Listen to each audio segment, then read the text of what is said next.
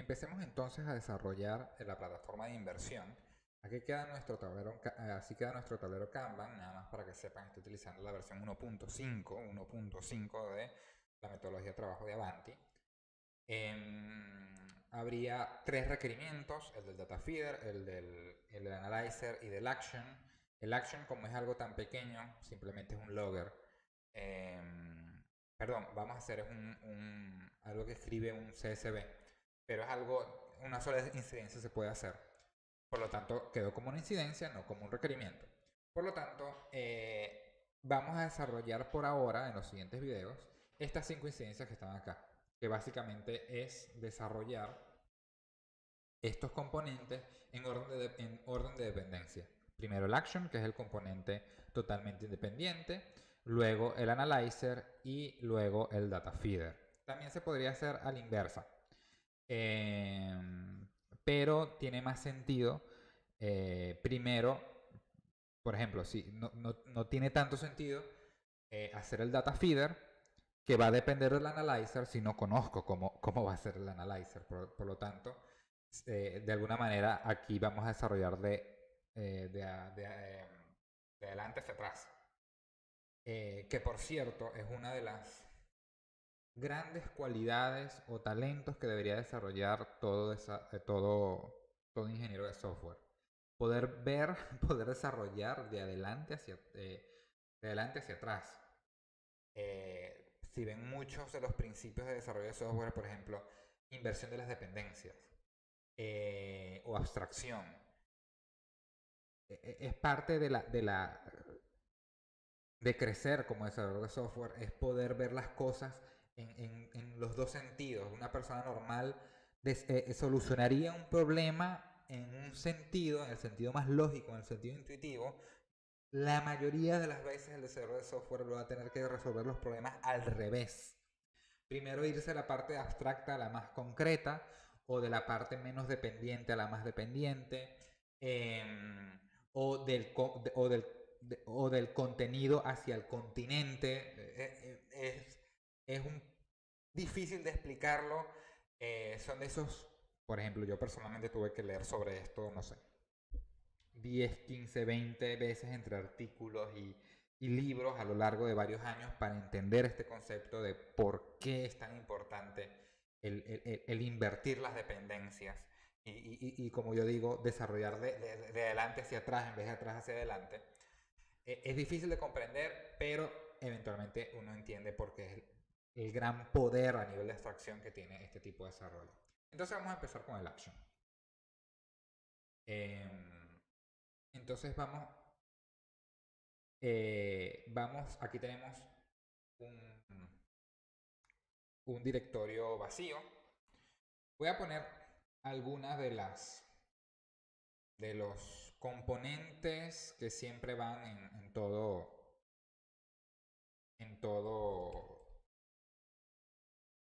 desarrollo Python en este caso.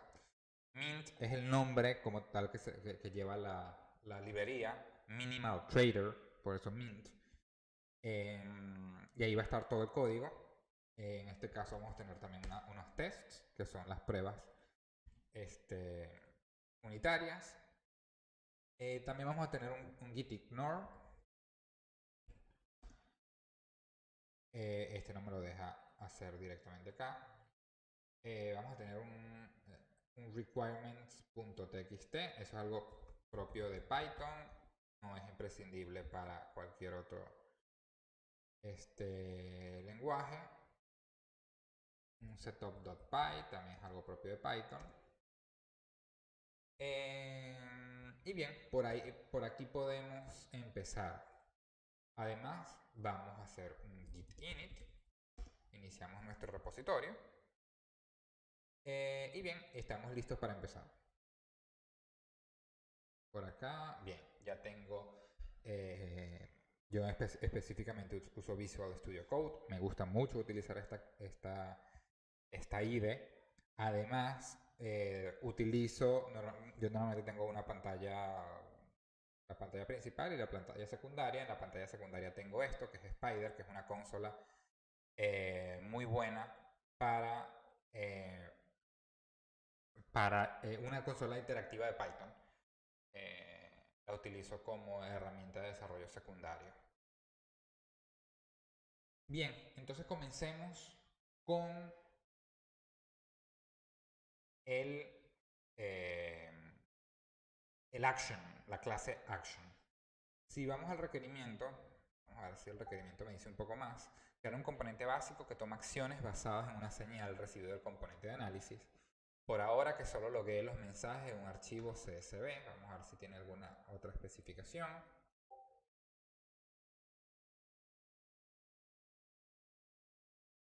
Ok, las filas del archivo CSV deben ser así. Timestamp message. Ok, perfecto. Nada más por ahora. Entonces vamos a empezar a desarrollarlo. Vamos al IDE. Vamos a crear aquí un folder llamado action. ¿Okay? Ese action va a tener seguramente una clase base y algo que herede esa clase base. Es raro una clase que no tenga que heredar alguna clase base, de manera de que el sistema tenga las abstracciones adecuadas. Entonces vamos a crear de una vez el base.py. Si después no se usa, no hay problema. Y vamos a crear el componente, el logger. Llamémoslo csv logger.py. En el caso de Python, esto es algo propio de Python, me interesa mucho para quien no es desarrollador Python, necesita un archivo llamado ini.py para que sepa que esto es una librería o un módulo, perdón. Perfecto. Bien, entonces la clase base. ¿Qué es lo más necesario que tiene este componente? Bien, sabemos que es una clase que se llama action. ¿Okay? Y él básicamente va a hacer una cosa y la va a hacer bien. Posiblemente mandemos un email, posiblemente mandemos un SMS, pero básicamente va a ser una sola acción. Por lo tanto, va a tener un solo método que va a hacer algo. ¿Qué es ese algo? No lo sabemos. Recuerden, estamos en la clase abstracta. ¿Ok? Lo que sabemos es que va a obtener data porque el analyzer le va a mandar, o alguien, algún componente le va a mandar algo a esa clase. En este caso la vamos a llamar data. Y este componente va a hacer algo, también súper abstracto, con esa data, que no sabemos por el momento qué es. Y bueno, vamos a comentarlo. Un principio que me gusta decir es, haz código como si mañana te fueras de vacaciones. Es decir, tan sencillo, tan documentado como para que cualquier otro desarrollador experimentado pueda venir, agarrarlo y seguir manteniéndolo. Así tú mañana decides que te vas a la playa. Y tu equipo no sufra por eso. ¿Ok? Es el método principal de la clase y ejecuta cualquier acción utilizando la data, el input que obtiene, ¿no? Bien, como es una clase abstracta, en Python es una buena práctica poner un error, de manera que si se trata de usar, digan, no, mira, esto no se ha implementado ningún método en esta clase. Y tenemos nuestra clase abstracta. Esta clase simplemente lo que está determinando es una interfaz, ¿no? Hay también otro principio de programación que dice, no desarrolles, o mejor dicho, que la prioridad no sea la implementación, sino la interfaz. Es decir, si tu código es muy malo, ¿no? Pero los demás saben cómo usarlo, por ejemplo, tú haces una librería Y el código es muy malo, algorítmicamente horrible, muy mal comentado, realmente con una esquematización muy mala. Pero tú respetas tu interfaz, otras personas van a poder usar ese código. ¿Ok? Van a entender, ok, que para utilizar action tienen que llamar al método run y que su input va a ser data, ¿no? Y listo, bien, perfecto. Pero si no es de esa manera, si en cambio tiene una algoritmia perfecta, si está súper bien comentado y todo lo demás, pero la interfaz no es clara y es una clase enorme con 50.000 métodos, o si uno no sabe por dónde entrarle a ese código, por más eficiente que sea, va a ser muy difícil de usar esa clase. Bien, algo más, sobre todo para los desarrolladores Python. Aunque Python no es un lenguaje tipado, es bueno.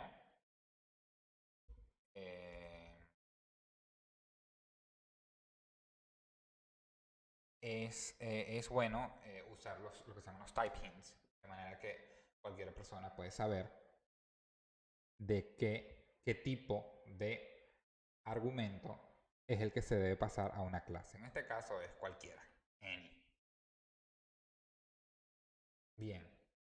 De esa manera terminamos con nuestra clase abstracta por el momento. Puede ser que después decidamos que vamos a cambiarlo un poco. Pero por los momentos sería, eso es lo que tendríamos. Perfecto. Siguiente clase. Ahora nuestra clase concreta. Que va a ser el logger como tal. Sabemos que vamos a tener que importar la clase abstracta.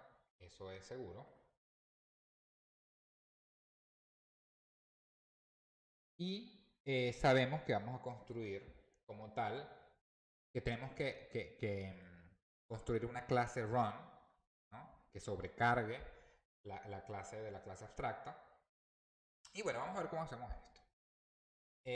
Sabemos que tenemos que crear una clase, vamos a llamarla sysdlogger.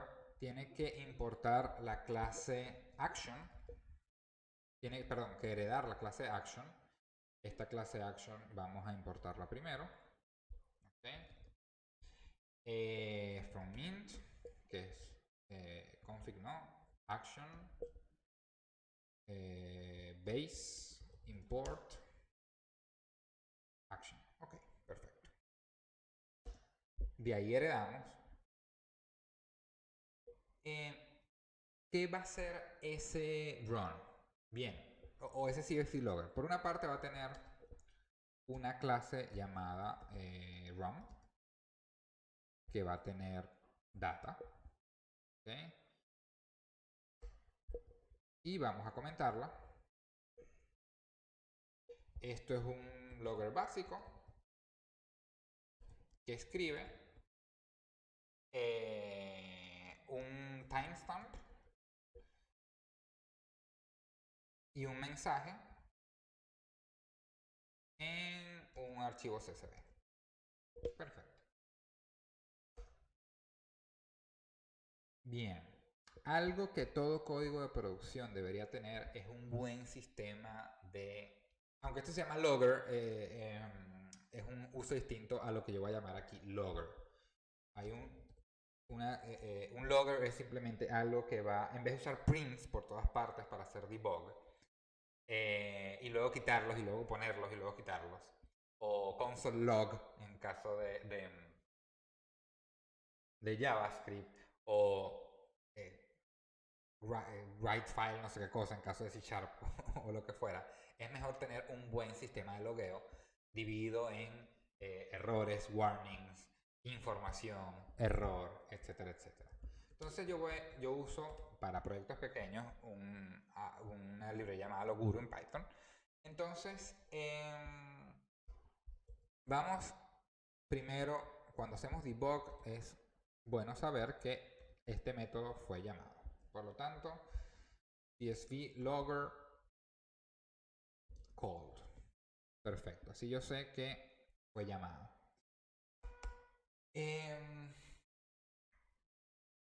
Bien. ¿Qué va a hacer esto? Esto va a escribir en un archivo CSV lo que le mandan aquí en data. Perfecto. Eso en Python, la implementación no importa porque sabemos que este video no está hecho para cualquier desarrollador que no sea, que sea Python o no.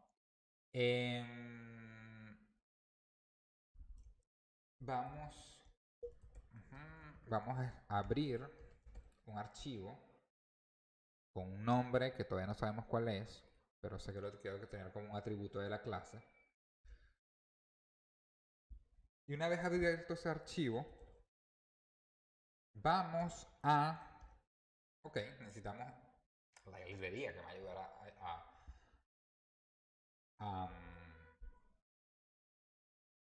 a escribir, a crear ese CSV. Entonces vamos a importar la librería CSV. También voy a importar, sé que me va a ser útil la librería Operative System. Y como tengo que hacer un timestamp, ¿de dónde saco ese timestamp? Tengo que hacerlo. Por lo tanto, importo la librería datetime. Bien. Entonces, este componente que escribe un CSV, lo instancio y luego voy a escribir una fila, perdón, write row, y esa fila va a tener dos componentes. Va a tener la data que, perdón, va a tener una lista que tiene dos componentes. El segundo componente es la data y el primer componente es el timestamp. Y lo pongo en ISO format para que quede en un formato que sea amigable para escribir. Y aquí vamos a loguear algo. Información, esto no es nada para debug, sino que quiero saberlo siempre. Quiero decir que, bueno, se escribió en un archivo la siguiente información. La información data. Perfecto. De aquí lo único que me falta es determinar cómo voy a crear yo el nombre del archivo. Lo puedo crear en este momento cada vez que se corre el método run, ¿no? Y vamos a poner aquí que writing data into the CSV para que esté un poquito más comentado. Yo podría aquí, por ejemplo, creating file name, pero no tiene mucho sentido porque imagínense que este método run esté siendo llamado cada segundo. Entonces cada vez que es llamado se va a volver a crear el nombre del archivo. No tiene sentido. Por lo tanto, por eso yo lo ponía como un atributo de la clase. Tiene más sentido que al momento de inicializar la clase se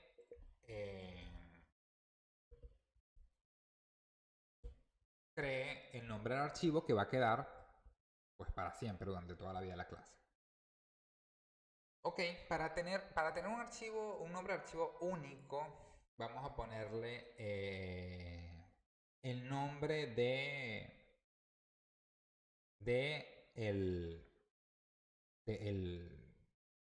un archivo con la fecha del momento en que se inicializa el script. Entonces, ¿cómo hacemos eso? Es bastante sencillo. Digo, a ver, ¿qué momento es ahora?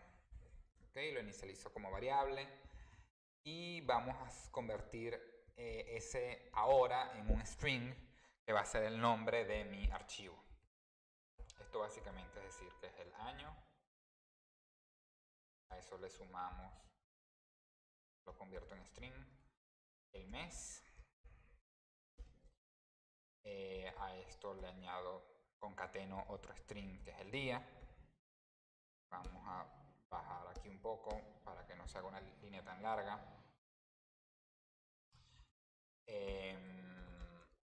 La hora.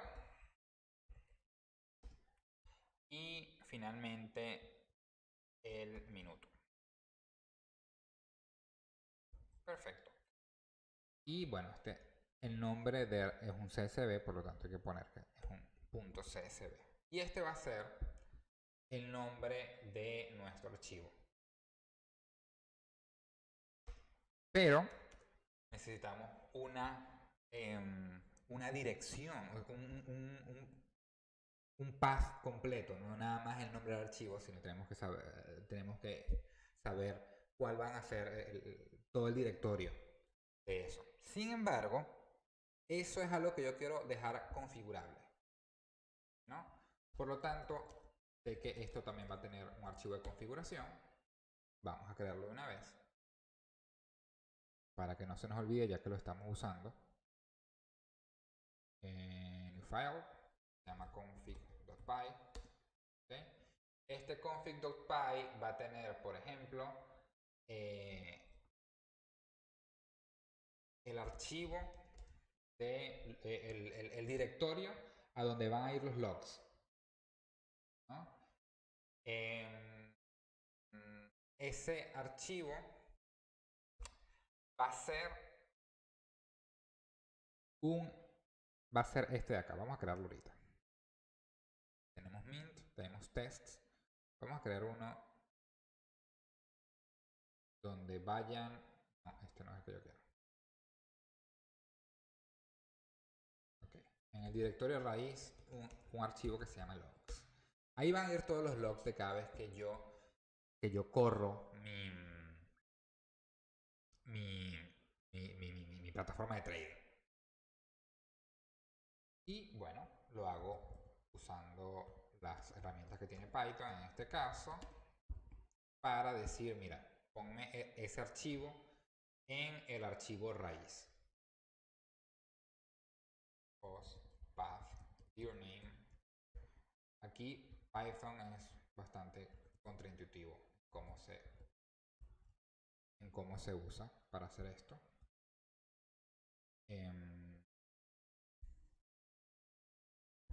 Path, real path del archivo actual. Ok. Bastante enredado, pero bueno.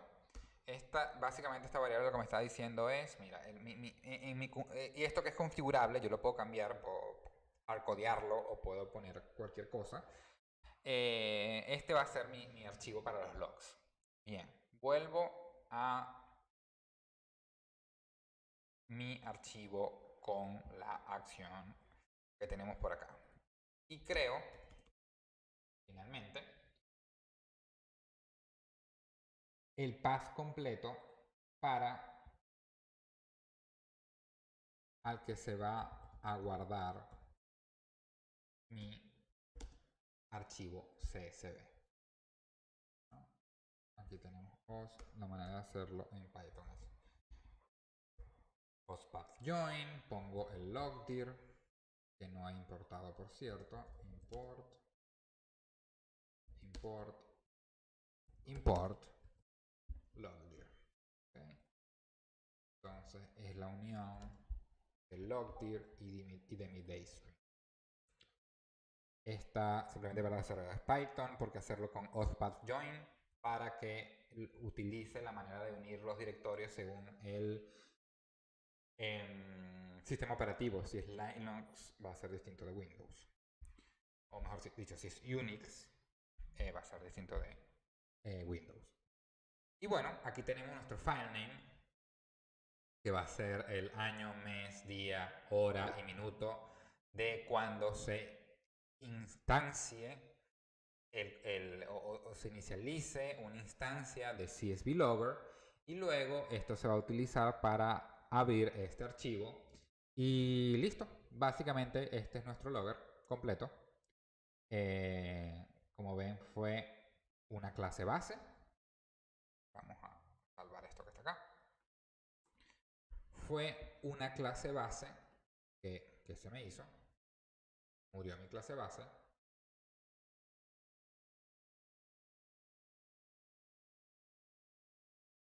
Esto sí está raro. ¿Dónde se fue mi clase base? Ah, claro, la puse en init.py.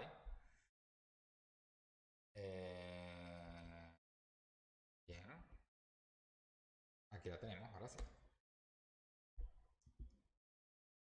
Y una clase que hereda, donde básicamente lo que hicimos fue crear un nombre de un archivo al momento de inicializar.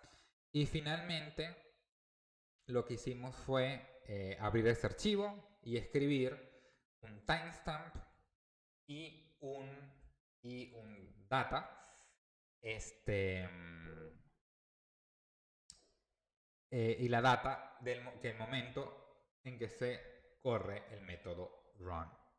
Es algo súper sencillo que se hace bastante rápido y así queda completo nuestro logger. Ahora, ¿cuál es la otra parte que es tan importante como esta? Es hacer las pruebas unitarias. Vamos a ver cómo vamos a hacer esas pruebas unitarias. Bien, en tests vamos a crear, básicamente test debe tener la misma estructura que tiene Mint. Por lo tanto, creamos nuestro que tiene el directorio raíz, el directorio del código fuente, perdón. Por lo tanto, vamos a crear un archivo llamado, un directorio llamado Mint, y dentro de Mint vamos a crear un directorio llamado Action. Dentro de Action, ahí sí vamos a crear nuestro archivo llamado csv logger.py. Perfecto. ¿Qué vamos a hacer primero? Vamos a importar nuestra librería para hacer pruebas unitarias, aunque tal vez ni siquiera sea necesaria. Voy a importar de una vez el CSV porque sé que lo voy a estar usando. Y obviamente vamos a importar nuestro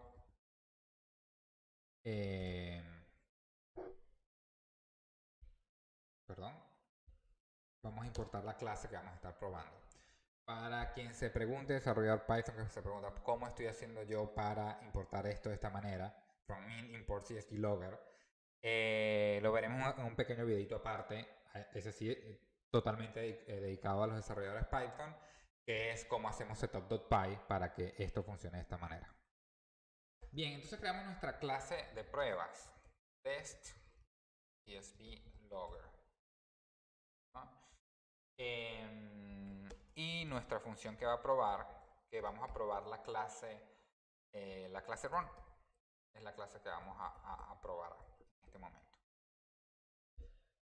Tenemos que inicializar el componente que vamos a probar, obviamente, y luego vamos a tratar de escribir un mensaje. Y finalmente vamos a hacer las pruebas como tal, donde yo veo que realmente ese mensaje se haya escrito de manera satisfactoria. Perfecto, inicializamos, sumamente sencillo, simplemente es inicializar un logger. Perfecto, si no me equivoco no tiene parámetros de entrada, y vamos a escribir un mensaje que llamaremos prueba. Y corremos, ¿no?, el método run, que tiene un parámetro llamado data, y le vamos a mandar el mensaje. Al correr esta línea deberíamos estar haciendo todo eso de abrir bueno, al inicializar debería estar haciendo eso de crear un nombre de archivo, y acá debería estar abriendo ese archivo o creando, si no existe, creando el archivo y escribiendo la data que le estamos mandando, en este caso este mensaje. Por lo tanto, nuestro resultado va a ser un archivo CSV donde esté el timestamp del preciso momento cuando se llama el método run y nuestro gran mensaje que dice test. Entonces, eso es lo que vamos a nosotros probar, hacer un assertion, ver que realmente esto haya ocurrido.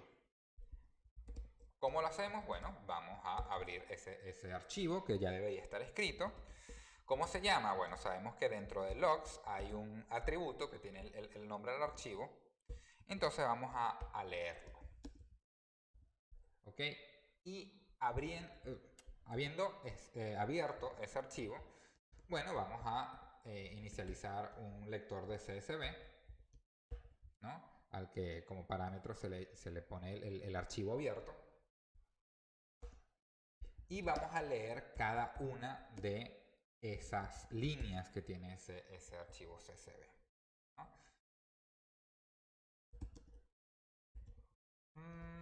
Y si la línea existe, ¿no? Si es una línea que tiene contenido, vamos a fijarnos que la primera parte de esa línea sea nuestro mensaje. Perdón, la última parte menos 1. Claro, aquí había que saber cómo funciona esta librería, este reader. Este reader lo que hace es iterar sobre todas las líneas y como es un lector de CSV, es decir, de archivos separados por coma, lo que te va estas rows, lo que son arrays, son listas, donde cada miembro de la lista es uno de esos elementos separados por coma. Entonces, el último elemento de esa lista debería ser el mensaje, ¿no? Y bueno, y de hecho yo podría hacer algo así como assert, de esto no estoy seguro, pero que el primer mensaje de esa lista sea... Ah, bueno, no, el timestamp lo pierdo, así que no tengo manera de recuperarlo. Basta con saber de que realmente el mensaje es el correcto.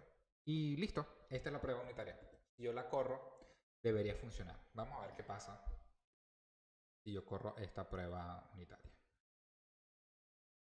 Git batch here y corro PyTest. Vamos a ver qué pasa. Las posibilidades de que un código que acabo de hacer corra son bastante bajas, pero bueno, sí, lo pasó. Eso significa que ya ese código está protegido. Si yo lo llegara a cambiar, si yo necesitara hacer despliegues automáticos de este código, si hubieran muchos desarrolladores implicados en este sistema, si este sistema crece, se vuelve enorme, listo para producción y demás, mi código, el que yo acabo de hacer, lo acabo de proteger contra cualquier intruso en el futuro con esta prueba unitaria. Porque cada vez que yo haga PyTest, o no yo, el analista de QA, o mejor aún, si hay un sistema de despliegue automático que solamente despliega cuando todas las pruebas unitarias corran, si alguien hizo algo en el código que me daña mi superclase que acabo de desarrollar, llamada CSV Logger, el test no va a pasar y por lo tanto no se va a desplegar nada. Y hasta que no corrijan ese error, ese test no va a pasar y eso no se va a poder desplegar. De manera que mi código queda protegido, que mi legado en este proyecto nadie lo va a arruinar en un futuro. Es realmente súper importante el uso de las pruebas unitarias, porque además en un futuro si yo quiero desarrollar, hablábamos de las dependencias, hablábamos de esto que tenemos por acá. Otras clases van a depender de action. Por lo tanto, si yo hago algo que rompe la funcionalidad de Action, no solamente me va a arruinar Action, también me va a arruinar Analyzer y probablemente también DataFeeder. Por lo tanto, es importante que haya una prueba unitaria que me dice, hey, aquí puede haber un problema. Además de que si yo soy un nuevo desarrollador y yo veo el proyecto, las pruebas unitarias son una documentación viva de cómo funciona. Porque si yo veo, a ver, ¿cómo funciona este logger? Ah, bueno, lo instancio y luego corro run con un parámetro data con un parámetro data. Genial. Ya, con 2 líneas de código sé cómo funciona el logger. Listo. Yo sé que, bueno, estas son las aserciones. Esto es para yo saber que funcionó bien. Pero yo viendo esta primera parte de la prueba unitaria, ya sé cómo funciona el logger. Esto es una documentación viva. Y además es viva porque cuando yo documento, yo no sé si en un futuro a lo mejor se cambia el código y esa documentación no cambia. Pero las pruebas unitarias sí tienen que cambiar, porque como digo, en un buen sistema de despliegue donde todo está automatizado o donde el analista de QA tiene que correr todas las pruebas unitarias antes de desplegar, si esta pruebita no corre, no se despliega a producción. Si esta pruebita no corra, no pasa a la rama master en el sistema de control de versiones. Por lo tanto, es una documentación viva, una documentación que yo siempre sé que va a estar actualizada. Y va a ayudar que, como yo decía, si me voy de vacaciones, mañana el otro desarrollador que viene a este proyecto a sustituirme va a saber fácilmente cómo funciona el día de hoy esta clase. Y así terminamos este video donde desarrollamos este componente llamado CSV Logger.